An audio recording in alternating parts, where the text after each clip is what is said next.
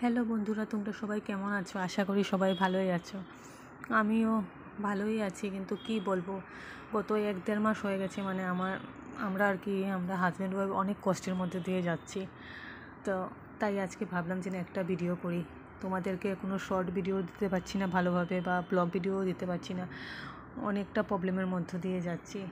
তাই এখন দুপুর 12:30 কি একটা হবে, স্নানটা করে আসলাম যে ছোট্ট করে একটা ভিডিও তোমাদেরকে দেই। তো এখন সোনাকে ঘুম পাড়িয়ে স্নানে গিয়েছিলাম, ও উঠে গেছে। ও উঠলে আর কিচ্ছুই করতে দেয় না। তোমাদের কাছে একটা কথা বলছি যে টাকা পয়সা দিয়ে সব কিছু পাওয়া যায় জীবনে।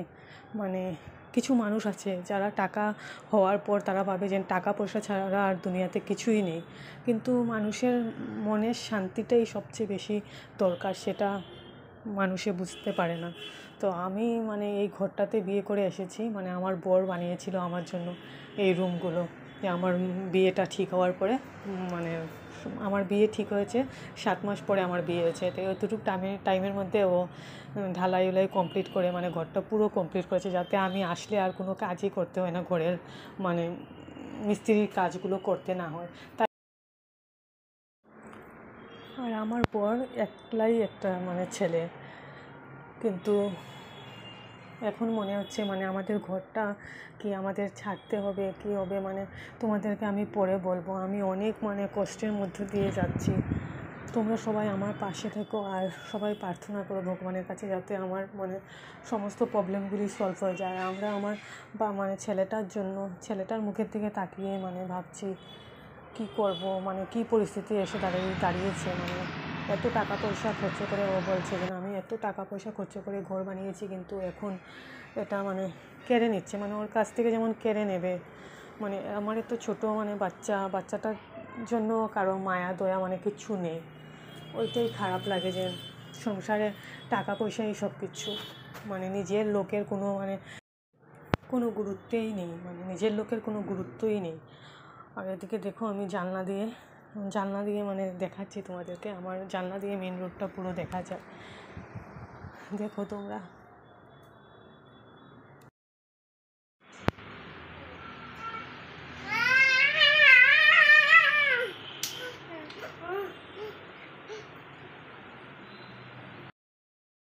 এদিকে দেখো, আজকে কিছুই রান্না করিনি, সোয়াবিন, আলু, পটল, চাল কুমড়ো এগুলো দিয়ে খালি সবজি রান্না করেছি আর ভাত। এদিকে ছেলে খেলা করছে। এখন আর কি করব বলো, আমার সন্তানটাই আমার জন্য সবচেয়ে থেকে বড় সম্পত্তি। ও সুস্থ থাকলে আর বর পাশে থাকলে আর কী চাই বলো। এদিকে মাসি কাপড়গুলোও মেলে দিচ্ছে, বৃষ্টিও আসবে ওরকম। এখন কয়েকদিন ধরে রোজ বিকেল হলেই 4টা-5টা বাজলেই বৃষ্টি এসে যায়। এবং সোনা খেলা করছে, দেখো। কি করব বলো, মন খারাপ করে রেখে কোনো লাভ আছে? বাচ্চাটাকে নিয়েই আমার সব কিছু। আর কি হবে, কালকে আমি বাপের বাড়ি যাব। আমার বাপের বাড়িতে মনসা পুজো হয়, তো কালকে তোমাদের জন্য সুন্দর একটা ভিডিও ব্লগ ভিডিও নিয়ে আসব। কালকে সকাল সকাল স্নান করে বাপের বাড়িতে যাব পুজোতে। তো আজকে যেতেছিলাম, কিন্তু পারবো না। ওকে নিয়ে গেলে ও আজকেই খুব হুলস্থুল করবে, ওদেরকে কোনো কাজ করতে দেবে না। আগের দিন সবজি টবজি কাটা থাকে, কালকে খিচুড়ি টিচুড়ি হবে, তো তাই ওকে নিয়ে গেলে ও যা করে। তো তোমরা দেখতে থাকো, আর আমার ব্লগটা তোমাদের কেমন লেগেছে অবশ্যই কমেন্ট করে জানাবে।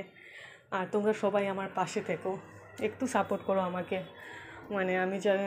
আমি সামান্য একটা হাউসওয়াইফ, তোমরা যদি আমার পাশে থাকো তাহলে আমি একটু নিজে আমি ভাবতেও পারি না যে আমার এই কয়েকটা সাবস্ক্রাইবার হবে। এটাতেই আমি অনেক খুশি। তাহলে তোমরা যদি আমার পাশে থাকো আমি একটু এগোতে পারবো। আর এদিকে দেখো, আমি নেল পলিশ লাগাচ্ছি, আর সোনা আমাকে লাগাতে দেবে না, ও লাগাবে।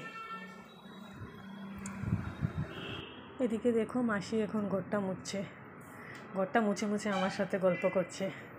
এদিকে বৃষ্টিও আসবে, এখন রোজ দিন বিকাল হলেই বৃষ্টিটা আসে কয়েকদিন ধরে। এখন কাপড়গুলো সব উঠিয়ে নেব।